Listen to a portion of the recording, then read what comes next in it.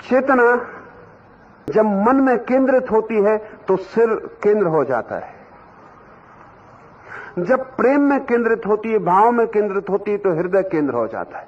इसलिए प्रेमी हृदय पर हाथ रखेगा, और गणित को सुलझाने वाला आदमी अगर गणित में उलझ जाए तो सिर को खुजलाएगा, हृदय पर हाथ नहीं रखेगा।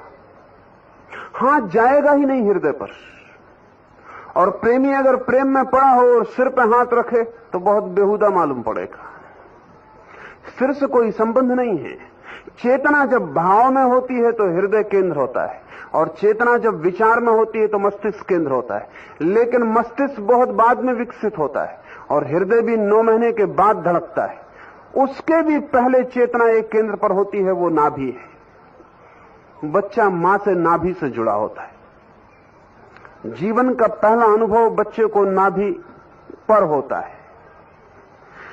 जिन लोगों को मन के पार जाना है, उन्हें हृदय मस्तिष्क दोनों से उतर के नाभि के पास वापस लौटना होता है। अगर आप फिर से अपनी चेतना को नाभि के पास अनुभव कर सकें तो आपका मन तत्क्षण ठहर जाएगा। तो दो, इस ध्यान की प्रक्रिया जिसको मैं निश्चल ध्यान योग की तरफ एक विधि कहता हूं, 2 बातें ध्यान में रखनी जैसी जरूरी है। जैसा कि सूफी फकीरों को अगर आपने देखा हो प्रार्थना करते, या मुसलमानों को आपने नमाज पढ़ते देखा हो, तो जिस भांति घुटने मोड़कर वे बैठते हैं, वैसे घुटने मोड़कर बैठ जाएं। बच्चे के घुटने ठीक उसी तरह मुड़े होते हैं मां के गर्भ में। आंख बंद कर लें, शरीर को ढीला छोड़ दें, और श्वास को बिल्कुल शिथिल छोड़ दें, रिलैक्स छोड़ दें, ताकि श्वास जितनी धीमी और जितनी आहिस्ता आए जाए उतना अच्छा। श्वास जैसे न्यून हो जाए, शांत हो जाए। श्वास को दबा के शांत नहीं किया जा सकता है। अगर आप रोकेंगे तो श्वास तेजी से चलने लगेगी। रोके मत, सिर्फ ढीला छोड़ दें। आंख बंद कर लें और अपनी चेतना को भीतर नाभि के पास ले आएं। सिर से उतारें हृदय पर, हृदय से उतारें नाभि पर, नाभि के पास चेतना को ले जाएं। श्वास का हल्का सा कंपन पेट को नीचे ऊपर करता रहेगा। आप अपने ध्यान को आंख बंद करके वहीं ले आएं जहां नाभि कंपित हो रही है। श्वास के धक्के से पेट ऊपर नीचे हो रहा है, आंख बंद करके ध्यान को वहीं ले आएं। शरीर को ढीला छोड़ते जाएं।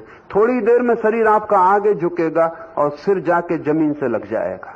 उसे छोड़ दें और झुक जाने दें। जब सिर आपका जमीन से लग जाएगा तब आप ठीक उस हालत में आ गए जिस हालत में बच्चा मां के पेट में होता है।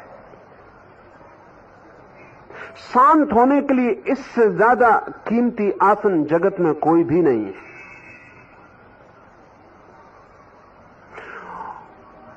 आसन ऐसा हो जाए जैसा गर्भ में बच्चे का होता है, और आपका ध्यान नाभि पर चला जाए। बच्चे का ध्यान और चेतना नाभि में होती है, आपका ध्यान भी नाभि पे चला जाए। अनेक बार ध्यान उचट जाएगा, कहीं कोई आवाज होगी, ध्यान चला जाएगा, कहीं कोई बोल देगा कुछ, ध्यान चला जाएगा, नहीं कहीं कुछ होगा तो भीतर कोई विचार आ जाएगा और ध्यान हट जाएगा। उससे लड़े मत। अगर ध्यान हट जाए चिंता मत करें। जैसे ही ख्याल में आए कि ध्यान हट गया, वापस अपने ध्यान को नाभि पर ले आएं। किसी कलह में ना पड़े, किसी कॉन्फ्लिक्ट में ना पड़े कि ये मन मेरा क्यों हटा, ये मन बड़ा चंचल है, ये क्यों हटा, नहीं हटना चाहिए। इस सब व्यर्थ की बात में मत पड़े। जब भी ख्याल आ जाए वापस नाभि पर अपने ध्यान को ले आएं, और 40 मिनट कम से कम, ज्यादा कितनी भी देर कोई रह सकता है, ठीक ऐसे बच्चे की हालत में मां के गर्भ में पड़े रहे। संभावना तो यह है कि 2-4-8 दिन के प्रयोग में ही आपको एक गहरी निश्चलता भीतर अनुभव होनी शुरू हो जाएगी। ठीक आप बच्चे के जैसे सरल चेतना में प्रवेश कर जाएंगे। मन ठहरा हुआ मालूम पड़ेगा। जितना नाभि के पास होंगे उतनी देर मन ठहरा रहेगा, और जब नाभि के पास रहना आसान हो जाएगा तो मन बिल्कुल ठहर जाएगा। मन भी चलता है, हृदय भी चलता है, नाभि चलती नहीं। मन की भी दौड़ है, विचार की भी दौड़ है, भाव की भी दौड़ है, नाभि की कोई दौड़ नहीं। अगर ठीक से समझें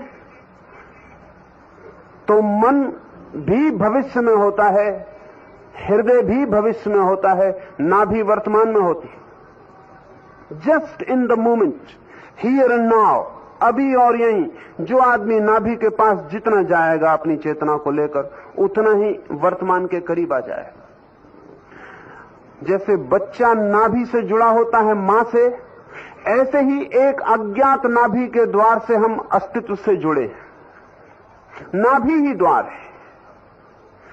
जिन लोगों को, शायद 2-4 लोगों को यहां भी कभी अगर शरीर के बाहर होने का कोई अनुभव हुआ हो, पृथ्वी पर बहुत लोगों को कभी कभी अचानक आकस्मिक हो जाता है, अचानक लगता है कि मैं शरीर के बाहर हो गया। तो जिन लोगों को भी शरीर के बाहर होने का आकस्मिक या ध्यान से या किसी साधना से अनुभव हुआ हो, उनको एक अनुभव निश्चित होता है कि जब वे अपने को शरीर के बाहर पाते हैं तो बहुत हैरानी से देखते हैं कि उनके बीच और उनके शरीर जो नीचे पड़ा है, उसकी नाभि से कोई एक प्रकाश की किरण की भांति कोई चीज उन्हें जोड़े हुए है। पश्चिम में वैज्ञानिक उसे सिल्वर कार्ड, रजत रज्जू का नाम देते हैं।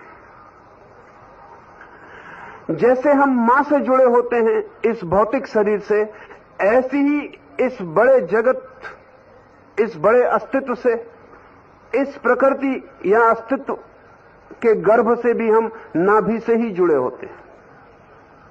तो जैसे ही आप नाभि के निकट अपनी चेतना को लाते हैं, मन निश्चल हो जाता है। जीसस का बहुत अद्भुत वचन है, शायद ही ईसाई उसका अर्थ समझ पाए। जीसस ने कहा है कि तुम तभी मेरे प्रभु के राज्य में प्रवेश कर सकोगे जब तुम छोटे बच्चों की भांति हो जाओ। लेकिन मोटे अर्थ में इसका यही अर्थ हुआ कि हम बच्चों की तरह सरल हो जाएं। लेकिन गहरे वैज्ञानिक अर्थ में इसका अर्थ होता है कि हम बच्चे की उस आत्यंतिक अवस्था में पहुंच जाएं जब बच्चा होता ही नहीं, मां ही होती है, और बच्चा मां के सहारे ही जी रहा होता है। ना अपनी कोई हृदय की धड़कन होती, ना अपना कोई मस्तिष्क होता, बच्चा पूरा समर्पित मां के अस्तित्व का अंग होता है। ठीक ऐसी ही घटना निश्चल ध्यान योग में घटती है। आप समाप्त हो जाते हैं और परमात्मा के साथ एक ही भाव हो जाता है, और परमात्मा के द्वारा आप जीने लगते हैं।